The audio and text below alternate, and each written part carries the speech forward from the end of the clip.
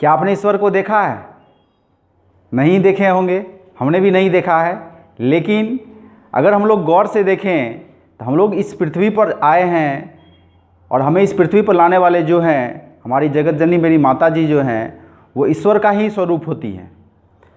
क्योंकि अगर आप गौर से देखें और बेस में जाकर के देखें, धरातल में जाकर के देखें, जिसका कोई अस्तित्व नहीं है उसको एक अस्तित्व देती है और इस जगत में लाती है। और जगत में लाने के बाद पाल पोस के जब बड़ा करती है, जब थोड़ा सा बोध आता है तो उसको फिर ऐसा ज्ञान देना जिस ज्ञान के आधार पर वो इस जीवन को जी सके, इस संसार में अपना मुकाम पा सके, चाहे वो अर्थ के रूप में हो या फिर और दूसरे रूप में हो। इन सभी को एक अस्तित्व जो देते हैं वो हमारे गुरुदेव होते हैं, जिनके बताए ज्ञान के आधार पर ही हम लोग इस जीवन में कुछ कर पाते हैं। चाहे वो जॉब लेना हो या सामाजिक प्रतिष्ठा हो या समाज में बदलाव हो, कोई भी काम हम लोग ज्ञान के आधार पर ही करते हैं। वो हमारे गुरुदेव ही हैं जो हमें सही गलत का निर्णय सिखाते हैं, जीवन में क्या करना चाहिए, क्या हमारा गोल होना चाहिए सिखलाते हैं। यानी जीवन का वास्तविक अर्थ जो है हमारे गुरुदेव ही हमें बताते हैं। और यदि उनके बात को अक्षरशः पालन किया जाए तो आप जो चाहेंगे सो पा सकते हैं। बिना ज्ञान के आधार पर कोई भी कुछ नहीं कर सकता है, चाहे वो पढ़ा लिखा इंसान हो या फिर नहीं पढ़ा लिखा हो, साक्षर हो या निरक्षर हो। कोई भी अगर जीवन में कुछ करता है तो वो किसी न किसी के द्वारा बताए गए ज्ञान के आधार पर ही करता है। या तो कोई इसको लिखित रूप में हो सकता है बताया हो, या फिर हो सकता है कोई उनको अनुभव से ज्ञान दिया हो। लेकिन बिना गुरु के, बिना अच्छे लोगों के सानिध्य के वो कुछ भी काम नहीं कर सकता है। इस समाज को बदलने में जो हमारे वैज्ञानिक हैं, जो डॉक्टर हैं, जो इंजीनियर हैं, जो राइटर हैं, जो फिलोसफर हैं, अच्छे जो राजनीतिज्ञ हैं, वो सभी इस समाज को बदलते हैं।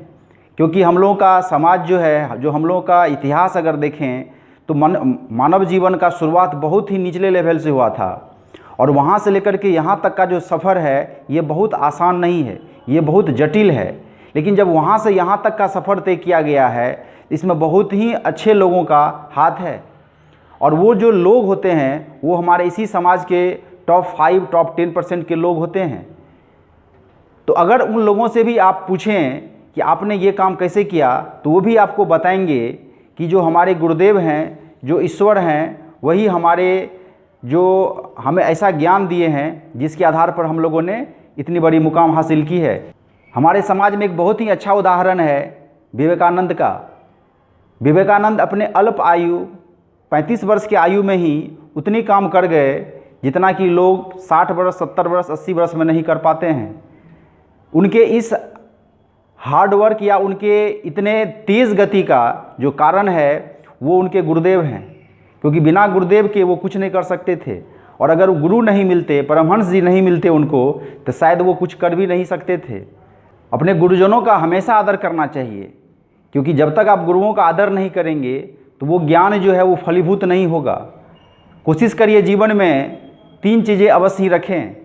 अच्छी आदत रखें, अच्छे लोगों से संगति करें एवं अच्छे गुरुदेव को भी रखें। जब तक इन तीनों का मिश्रण नहीं होगा तो आप सामान्य से खास नहीं हो पाएंगे। अच्छे गुरुदेव क्यों बोल रहे हैं? क्योंकि गुरु शुक्राचार्य भी थे और गुरु चाणक्य भी थे। एक ने उसके वंश का नाश कर दिया और दूसरे ने पूरे भारतवर्ष को एकत्र कर लिया था। तो यही होता है कि अच्छे गुरुओं का चयन आपको करना है। जब तक अच्छे गुरु का चयन नहीं करेंगे तो आप जीवन में आगे नहीं बढ़ सकते हैं। इसलिए कहा जाता है गुरुर ब्रह्मा गुरुर विष्णु गुरुर्देव महेश्वर गुरुर साक्षात परम ब्रह्म तस्मै श्री गुरुवे नमः। गुरु ही ईश्वर है। अगर ईश्वर को देखा जाए, ईश्वर को किसी ने नहीं देखा है और इसीलिए ईश्वर ने 2 रूप को पकड़े हैं, 2 रूपों में अपना अवतरण दिए हैं, एक माँ के रूप में तो एक गुरु के रूप में। और अगर इन दोनों को देखा जाए तो ये ईश्वर से कम नहीं है। इसलिए इनके बात को कभी झुठलाना नहीं चाहिए और इनके कहे गए शब्द पर, इनके कहे गए आदेश पर आपको जीवन में आगे बढ़ते रहना चाहिए। आज इस गुरु पूर्णिमा के शुभ अवसर पर मैं अपने तमाम उन गुरुजनों को प्रणाम करता हूं एवं आप सभी को गुरु पूर्णिमा की अनंत शुभकामनाएं देता हूं।